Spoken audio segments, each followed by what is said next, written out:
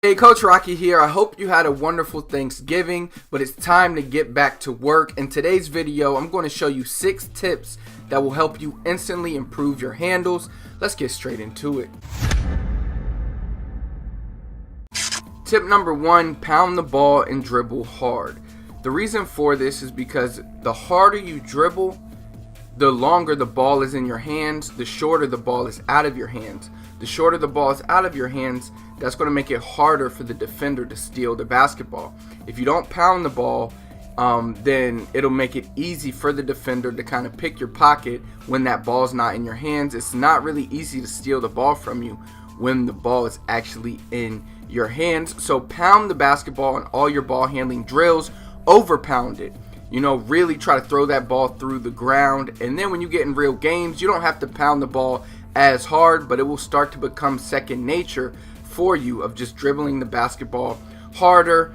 And again, that's going to help you have more control with the basketball. But another thing I didn't even mention is it's going to help you have a faster handle, because the harder you can whip the ball left to right between your legs, the faster your handle is going to be, the harder it is going to be to guard you. So pound the basketball and dribble hard during all of your drills. So tip number 2, we have used the finger pads of your hand. We don't want to dribble with our fingertips. We don't want to do that. We also don't want to dribble and smack with our palm. We want to dribble with our finger pads. This is going to give us the most control. And I want you to think about, pretend you were shooting the ball. Would you shoot the ball with your fingertips? Would you shoot with the ball flat on your palm? You wouldn't do that. You would dribble. You would shoot the ball with the ball kind of on your pads, resting in your hand like I'm showing here. And that's pretty much how we want to dribble. There's a reason why we shoot like that and we dribble like that, because of the destruction of our hand. This makes it very easy to control the basketball. So when you dribble, you even want to kind of have that little follow through flick of the wrist like when you're shooting a basketball. So dribbling and shooting are actually more similar than a lot of people think. So when we go back to the last tip, you want to pound the ball, and now you want to add this tip. You want to dribble with your finger pads, and you want to follow through every dribble like it's a shot. And this is really going to help you control the ball. It's going to help the ball go down and come back up into your hand. If you don't do this follow through and you pat with your hand, you don't have any control over the ball, and you're not 100% sure that ball is going to come back to the spot that you want it to come back to. So use your finger pads again on all your dribbling drills and when you're dribbling in the games. But use these tips in your drills, because they will become second nature. So when you step into the games, you won't even have to think about it. So tip number 3, keep your head up. And the reason you want to keep your head up is simple. You want to be able to see the defense. You don't want to miss a teammate getting open or an opening that you can attack. Now, you want to practice keeping your head up as much as possible. Please note that in a game, you are going to look down sometimes. I look down when I'm doing my move sometimes to find the ball. If you watch Stephen Curry, Kyrie Irving, these guys also look down when they're doing their moves. It's just going to happen. So I don't want you to think if you look down, you're in trouble or anything. Just try to focus on looking up as much as possible and really focus on it in your training, because the more you have your head up, the more you're going to be able to find teammates in open spots, the more you're going to be able to read the defense, and the more you'll be able to pick your spots, and you'll know when you can attack or when you can get a shot off. So we don't want to be staring at the ground the whole time. We want to be looking up, but again, remember that sometimes you are going to look down to find the ball. That's only right. You can't do every move. You don't always know where the ball is going to be. Sometimes you might lose the handle. A lot of times on, like, say, a behind the back move, you have to look down to find the basketball. Again, that's completely fine. You can watch all the NBA players. They look down when they're doing moves sometimes to find the basketball. So keep that in mind when you're doing these moves, but also try to keep your head up as much as possible so that you can see the defense and see the openings.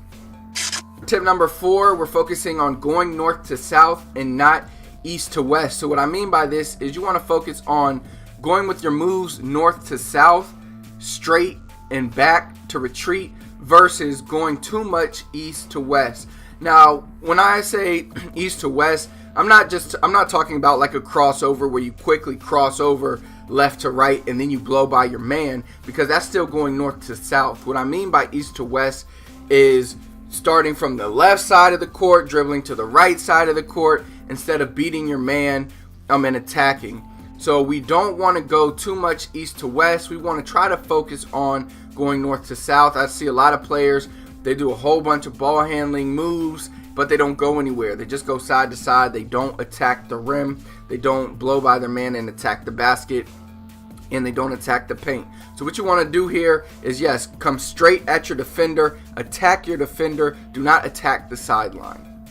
All right, tip number 5, we have a variety of moves. And what I mean by this is have some go-to moves that you feel comfortable with and going to in real games. One way to practice this I love to do is what I'm doing here, freestyle dribbling. It's just going up and down the court, practicing different moves that you feel comfortable with, kind of building that rhythm as a ball handler, building that rhythm as a dribbler, to have moves that you feel comfortable using in games. And the reason for this is because when a defender is guarding you, you want to have these go-to moves that you can go to, and you want to be comfortable with doing different types of moves. Remember, in real games, you don't know what's going to happen. We can't predict anything.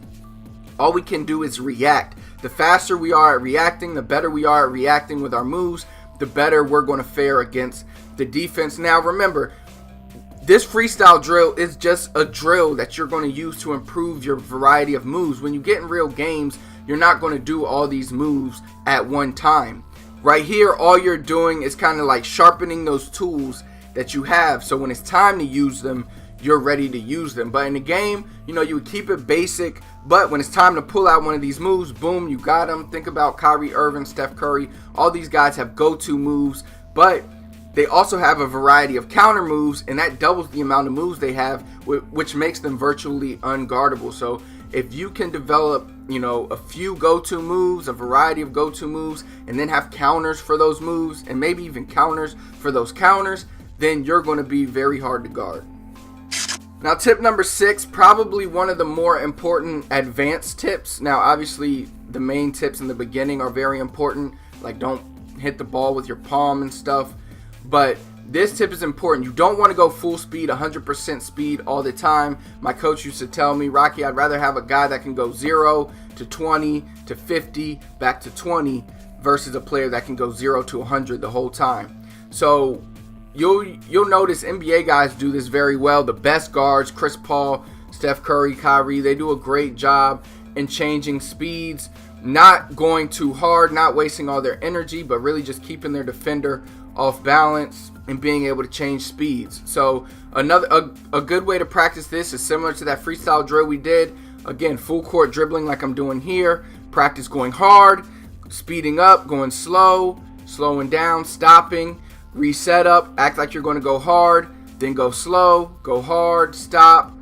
do a little fake like this. There's a lot of different things you can do, but changing speeds is one of the most powerful weapons that a point guard could have. Whether you're in the full court or half court, it'll make defenders, it'll make it impossible for them to guard you, even if you're facing a very fast defender, because you know what you're going to do. He's trying to react to what you're going to do. So you'll always have the upper hand, especially if you change speeds and you take control and you kind of force him to do what you want, and you don't let him to allow you to do what you want. So changing speeds is extremely important for a point guard, and you should definitely be practicing changing your speeds. Again, it's one of the most powerful tools that you can use.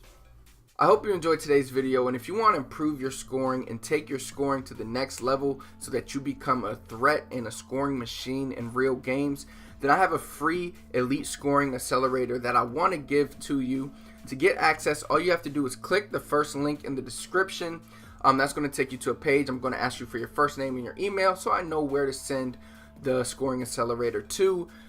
Again, if you enjoyed the video, please do me a big favor. Hit that thumbs up for me. Comment below. Let me know what else you want to see, what else you want me to talk about, any other videos you want me to do. Last but not least, please do not forget to subscribe to our channel, I Love Basketball TV. Click that subscribe button below, and you know I'm going to keep these videos coming.